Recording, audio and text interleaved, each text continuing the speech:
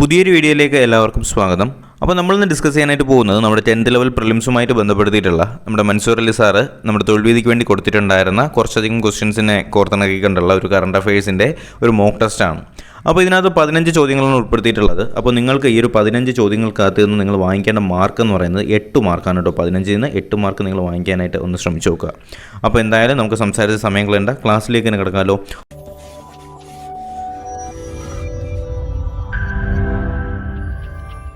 ഒന്നാമത്തെ ചോദ്യം ശ്രദ്ധിച്ചേ. ദേശീയ ന്യൂനപക്ഷ കമ്മീഷൻ ചെയർപേഴ്സണായി ചുമതലയേറ്റത് ആരാണ്? ദേശീയ ന്യൂനപക്ഷ കമ്മീഷൻ ചെയർപേഴ്സണായി ചുമതലയേറ്റത് ആരെന്നാണ് നമ്മുടെ ഒന്നാമത്തെ ചോദ്യം. ശരി ഉത്തരം നിങ്ങൾ കൊണ്ട് കണ്ടെത്താനായിട്ട് കഴിഞ്ഞിട്ടുണ്ടോ? ഒന്ന് നോക്കിയേ, 4 ഓപ്ഷൻസ് കൊടുത്തിട്ടുണ്ട്. ശരി ഉത്തരം നിങ്ങളൊന്ന് മാർക്ക് ചെയ്യാനായിട്ട് ശ്രമിച്ചു നോക്കിയേ. ഓക്കെ, അപ്പോൾ ശരി ഉത്തരം നിങ്ങളെ കൊണ്ട് കണ്ടെത്താനായിട്ട് കഴിഞ്ഞിട്ടുണ്ടെങ്കിൽ ഓപ്ഷൻ ഡി ആണ് ശരി ഉത്തരം. സെയ്ദ് ഷഹ്സാദിയാണ് കേട്ടോ. സെയ്ദ് ഷഹ്സാദിയാണേ, അതൊന്ന് ശ്രദ്ധിച്ചിരിക്കുക. സെയ്ദ് ഷഹ്സാദിയാണ് നിലവിലത്തെ ദേശീയ ന്യൂനപക്ഷ കമ്മീഷൻ ചെയർപേഴ്സൺ ആരെന്ന് ചോദിച്ചാൽ സെയ്ദ് ഷഹ്സാദിയാണെന്ന് അറിഞ്ഞിരിക്കുക. വളരെ പ്രധാനപ്പെട്ട ഒരു ചോദ്യമാണ്. സെയ്ദ് ഷഹ്സാദി ദേശീയ ന്യൂനപക്ഷ കമ്മീഷൻ്റെ ചെയർപേഴ്സണാണ് സെയ്ദ് ഷഹ്സാദി. അടുത്ത ചോദ്യത്തിലേക്ക് കിടക്കാമല്ലോ. രണ്ടാമത്തെ ചോദ്യം നോക്കി. ഈ വർഷത്തെ ഓസ്കാർ പുരസ്കാരദാന ചടങ്ങിലെ മികച്ച നടനായി തിരഞ്ഞെടുക്കപ്പെട്ടത് ആരെന്നാണ് ചോദ്യം. അപ്പോൾ നമ്മൾ വാർത്തയിലെല്ലാം കണ്ടതാണ് അല്ലേ. അപ്പോൾ എന്താണ് സംഭവിച്ചത്? സ്റ്റേജിൽ അദ്ദേഹത്തിൻ്റെ വൈഫിനെ കളിയാക്കുകയും അതിൻ്റെ ഫലമായിട്ട് എന്ത് ചെയ്തു, ഇദ്ദേഹം വന്നിട്ട് അവതാരകനെ മർദ്ദിക്കുകയൊക്കെ ചെയ്യുന്ന ഒരു സീനൊക്കെ നമ്മൾ കണ്ടതാണ്. എന്നാൽ അദ്ദേഹം നമുക്കെന്നും പ്രിയപ്പെട്ടൊരു നടൻ തന്നെയാണ് അല്ലേ. നമ്മുടെ മെൻ ഇൻ ബ്ലാക്ക് പോലുള്ള സീരീസിലൊക്കെ വന്നിട്ട് ഒരുപാട് ആൾക്കാരുടെയൊക്കെ മനം കവർന്നിട്ടുള്ള നടൻ തന്നെയാണ് അദ്ദേഹം. അദ്ദേഹത്തിൻ്റെ പേരെന്താണ്? വിൽ സ്മിത്ത് എന്നാണ് അല്ലേ. അപ്പോൾ ഈ വർഷത്തെ ഓസ്കാർ പുരസ്കാരദാന ചടങ്ങിൽ മികച്ച നടനായി തിരഞ്ഞെടുത്തത് ആരെന്ന് ചോദിച്ചാൽ അത് വിൽ സ്മിത്തിനെയാണ് എന്ന് അറിഞ്ഞിരിക്കുക. ഓപ്ഷൻ ബി ആണ് ശരി ഉത്തരം. വിൽ സ്മിത്ത് ആണ് കേട്ടോ. അപ്പോൾ ഓസ്കാറിൻ്റെ ബാക്കി ക്വസ്റ്റ്യൻസ് നിങ്ങൾക്ക് വേണ്ടേ, ഞാൻ ഓസ്കാറിൻ്റെ ഒരു വീഡിയോ ഓൾറെഡി അപ്ലോഡ് ചെയ്തിട്ടുണ്ട്. അപ്പോൾ നിങ്ങൾക്ക് ആവശ്യമുണ്ടെങ്കിൽ എന്ത് ചെയ്യുക, തീർച്ചയായിട്ടും നിങ്ങളതൊന്ന് കാണാനായിട്ട് ശ്രമിക്കുക കേട്ടോ. ഞാനതിൻ്റെ വീഡിയോയുടെ ലിങ്ക് ഡിസ്ക്രിപ്ഷൻ ബോക്സിൽ കൊടുത്തേക്കാം, അതുപോലെ തന്നെ കമൻറ്റ് ബോക്സിൽ ഞാനൊന്ന് പിൻ ചെയ്തേക്കാം. തീർച്ചയായിട്ടും എന്ത് ചെയ്യുക, ഈ ക്ലാസ് കണ്ട ശേഷം നിങ്ങൾ എന്ത് ചെയ്യണം, ഓസ്കാറിൻ്റെ ഒരു വീഡിയോ കൂടി കാണാനായിട്ട് ശ്രമിക്കുക കേട്ടോ. കാര്യം അതിനകത്ത് ഒരുപാട് കാര്യങ്ങൾ പറയുന്നുണ്ട്. ഓസ്കാർ ലഭിച്ച നടനാരാണ്, നടിയാരാണ്, സംവിധായകൻ, സിനിമ പോലുള്ള ഒരുപാട് പ്രധാനപ്പെട്ട കാര്യങ്ങൾ ആ ഒരു വീഡിയോക്കകത്ത് ഉൾപ്പെടുത്തിയിട്ടുണ്ട്. ഓക്കെ, നമുക്കടുത്ത് മൂന്നാമത്തെ ചോദ്യത്തിലേക്ക് കിടക്കാം. ഇന്ത്യയിലെ ആദ്യത്തെ സ്റ്റീൽ റോഡ് സ്ഥാപിതമായത് എവിടെയെന്നാണ് ചോദ്യം കേട്ടോ. അപ്പോൾ ഇന്ത്യയിലെ ആദ്യത്തെ സ്റ്റീൽ റോഡ് സ്ഥാപിതമായത് എവിടെയെന്നാണ് നമ്മുടെ മൂന്നാമത്തെ ചോദ്യം കേട്ടോ. അപ്പോൾ ഇതിനകത്ത് 4 ഓപ്ഷൻസ് കൊടുത്തിട്ടുണ്ട്, കാണുന്നുണ്ടല്ലോ. അപ്പോൾ ഈ ഓപ്ഷൻസിനകത്ത് നിന്ന് ശരി ഉത്തരം നിങ്ങളൊന്ന് കണ്ടെത്താനായിട്ട് ശ്രമിച്ചു നോക്കിയേ. ഓക്കെ, അപ്പോൾ ഞാൻ ശരി ഉത്തരം പറയട്ടോ. അപ്പോൾ ഇന്ത്യയിലെ ആദ്യത്തെ സ്റ്റീൽ റോഡ് നിർമ്മിതമായത് എവിടെയെന്ന് ചോദിക്കുകയാണെങ്കിൽ അത് എവിടെയാണ്? നമ്മുടെ നരേന്ദ്രമോദിയുടെ സംസ്ഥാനം തന്നെയാണ് കേട്ടോ, ഗുജറാത്തിലാണ്. അപ്പോൾ ഗുജറാത്തിൽ തന്നെയാണ് എന്ത് ചെയ്യുന്നത്, സ്റ്റീൽ റോഡ് നിർമ്മിതമായത് എവിടെയെന്ന് ചോദിച്ചാൽ അത് ഗുജറാത്തിലാണ് എന്നൊന്ന് അറിഞ്ഞിരിക്കുക. ഓക്കെ, അപ്പോൾ നമ്മൾ പറഞ്ഞെന്തൊക്കെയായിരുന്നു? ദേശീയ ന്യൂനപക്ഷ കമ്മീഷൻ ചെയർപേഴ്സൺ ആണെങ്കിൽ അത് സെയ്ദ് ഷഹസാദിയാണ്.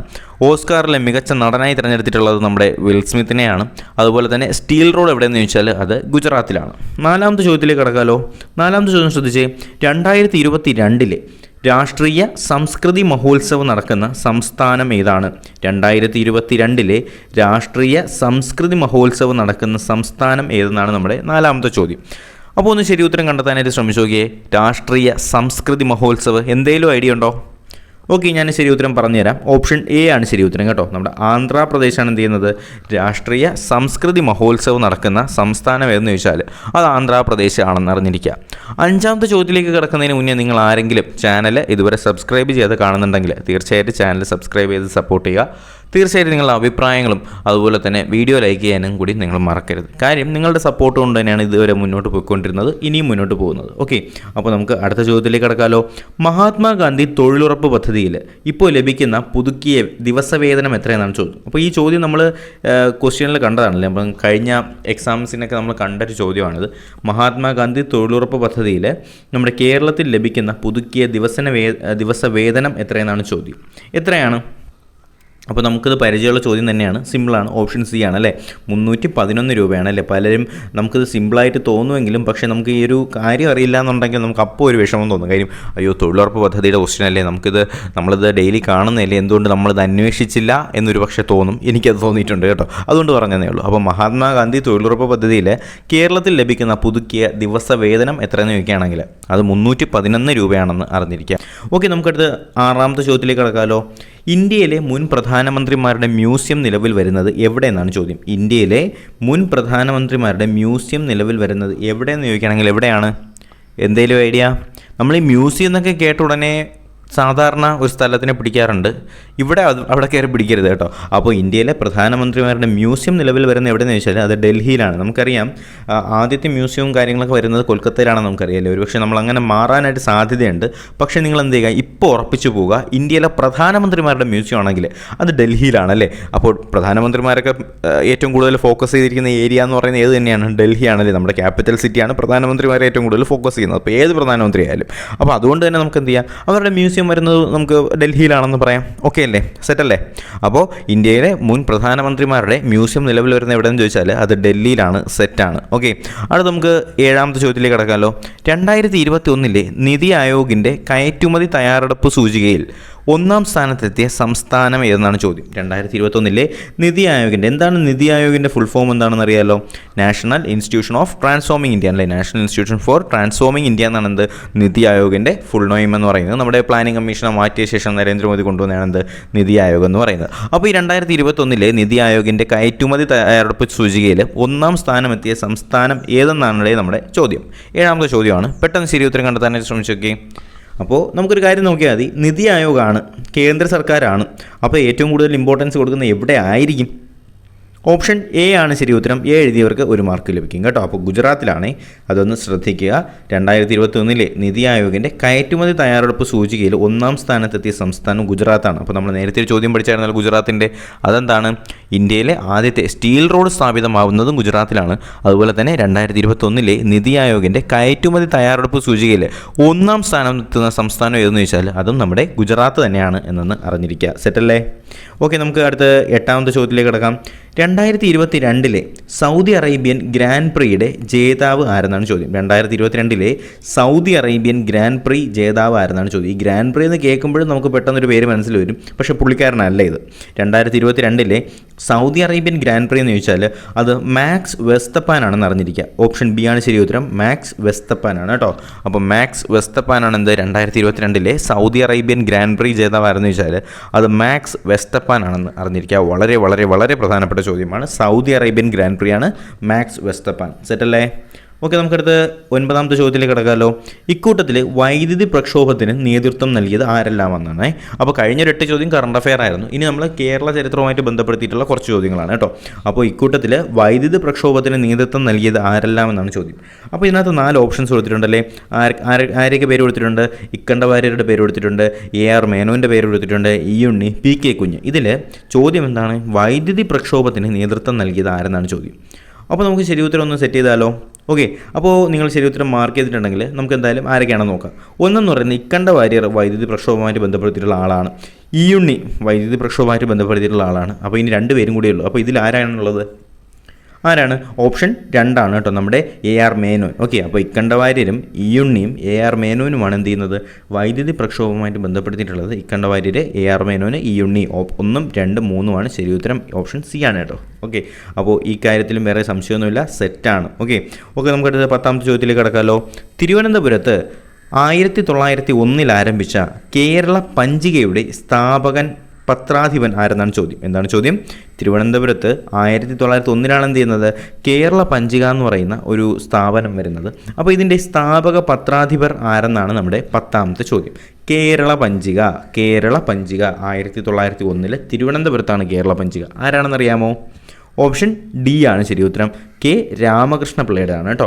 അപ്പോൾ തിരുവനന്തപുരത്ത് 1901 കേരള പഞ്ചികയുടെ സ്ഥാപക പത്രാധിപനാരെന്ന് ചോദിച്ചാൽ അത് നമ്മുടെ കെ രാമകൃഷ്ണപിള്ളയാണ് എന്നൊന്ന് അറിഞ്ഞിരിക്കണം, മറക്കരുത്. സെറ്റാണ്.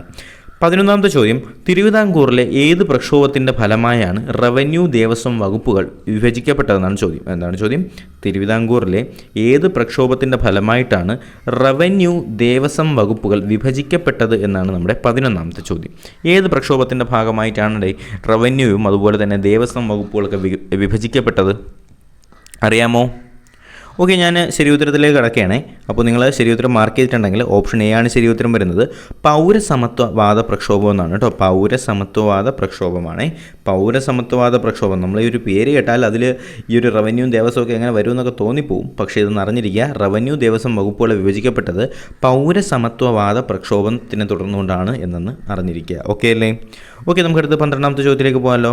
1916 ഏതു പ്രസിദ്ധീകരണത്തിലാണ് നമുക്ക് ജാതിയില്ലാ വിളംബരം ശ്രീനാരായണ ഗുരു പ്രസിദ്ധപ്പെടുത്തിയതെന്നാണ് ചോദ്യം.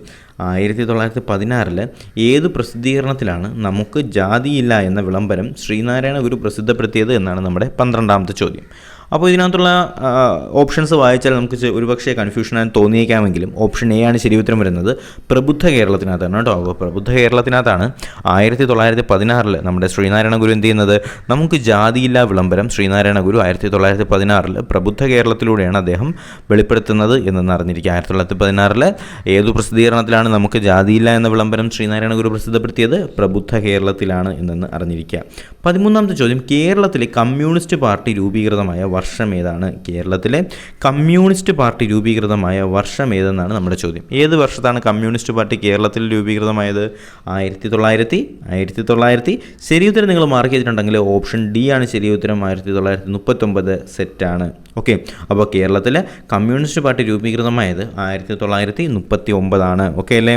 അപ്പോൾ കേരളത്തിലെ കമ്മ്യൂണിസ്റ്റ് പാർട്ടി രൂപീകൃതമായത് 1939. 14ാമത്തെ ചോദ്യം ശ്രദ്ധിച്ചേ.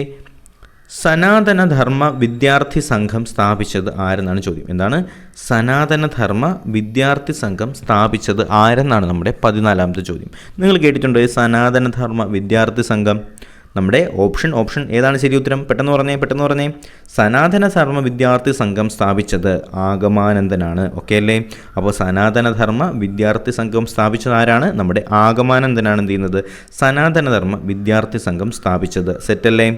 15ാമത്തെ ചോദ്യത്തിലേക്ക് കടക്കാലോ. ഗുരുവായൂർ സത്യാഗ്രഹത്തിന് മുന്നോടിയായി കണ്ണൂരിൽ നിന്ന് ഗുരുവായൂരിലേക്ക് 20 പേരുടെ കാൽനട ജാഥ നയിച്ചത് ആരെന്നാണ് ചോദ്യം. എന്താണ് ചോദ്യം? ഗുരുവായൂർ സത്യാഗ്രഹത്തിൻ്റെ മുന്നോടിയായിട്ട് കണ്ണൂരിൽ നിന്ന് ഗുരുവായൂരിലേക്ക് 20 പേരുടെ കാൽനട ജാഥ നയിച്ചത് ആരെന്നാണ് നമ്മുടെ 15ാമത്തെ ചോദ്യം. ആരാണ്? നിങ്ങൾക്ക് എന്തെങ്കിലും ഐഡിയ ഉണ്ടോ ഇതിനകത്ത് ആരാണ് നമ്മുടെ കണ്ണൂരിൽ നിന്ന് ഗുരുവായൂരിലേക്ക് 20 പേരുടെ കാൽനട യാത്ര നയിച്ചത് എന്നാണ് ചോദ്യം. അറിയാമോ? നമ്മുടെ സുബ്രഹ്മണ്യൻ തിരുമുമ്പാണ് കേട്ടോ. സുബ്രഹ്മണ്യൻ തിരുമുമ്പാണ്. ഓപ്ഷൻ എ ആണ് ശരി ഉത്തരം. അപ്പോൾ എനിക്കറിയാം ഇതിൽ കുറച്ച് ബുദ്ധിമുട്ടായിട്ടുള്ള ചോദ്യങ്ങളൊക്കെ ഉണ്ടായിരുന്നു, പലതും നിങ്ങൾക്ക് റെയർ ക്വസ്റ്റ്യൻ ആയിരുന്നു. എന്നാലും നിങ്ങൾ എന്ത് ചെയ്യുക, ഒരു 8 മാർക്ക് നിങ്ങളെ കൊണ്ട് വാങ്ങിക്കാനായിട്ട് കഴിഞ്ഞിട്ടുണ്ടെങ്കിൽ തീർച്ചയായിട്ടും എന്ത് ചെയ്യുക, കമൻറ്റ് ബോക്സിൽ അറിയിക്കുക.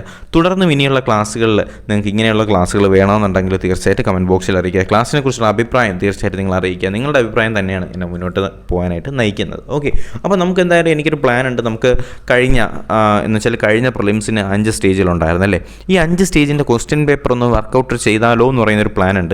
അതിനെക്കുറിച്ചുള്ള നിങ്ങളുടെ അഭിപ്രായം എന്ത് ചെയ്യുക, നിങ്ങൾ തീർച്ചയായിട്ടും കമൻറ്റ് ബോക്സിൽ പറയുക. നിങ്ങൾക്ക് ആവശ്യമുണ്ടെങ്കിൽ, നിങ്ങൾക്ക് താല്പര്യം ഉണ്ടെങ്കിൽ ഞാൻ നിങ്ങളുടെ കൂടെ തന്നെ ഉണ്ടാവും. നിങ്ങൾക്ക് ആവശ്യമുള്ള ക്ലാസ്സും സപ്പോർട്ടും എല്ലാം തന്നെ നിങ്ങളുടെ കൂടെ തന്നെ ഉണ്ടാവും. എന്തായാലും ഈ ഒരു വീഡിയോ നിങ്ങൾക്ക് ഫലപ്രദമായി എന്ന് തോന്നുകയാണെങ്കിൽ എന്ത് ചെയ്യുക, വീഡിയോ ആയിട്ടും തീർച്ചയായിട്ടും എന്ത് ചെയ്യുക, ലൈക്ക് ചെയ്യുക, ചാനൽ സബ്സ്ക്രൈബ് ചെയ്യുക, നിങ്ങളുടെ സുഹൃത്തുക്കൾക്കും നിങ്ങളുടെ ഗ്രൂപ്പുകളിലേക്കൊക്കെ എന്ത് ചെയ്യുക, ഈ ഒരു ചാനൽ പരിചയപ്പെടുത്തി കൊടുക്കുക കേട്ടോ. അപ്പോൾ എന്തായാലും നമുക്ക് പുതിയൊരു വീഡിയോയും ക്ലാസ്സും ഒക്കെ ആയിട്ട് ഉടനെ തന്നെ കാണാമല്ലോ. അപ്പോൾ അതുവരേക്കും എല്ലാവർക്കും ഗുഡ് ബൈ.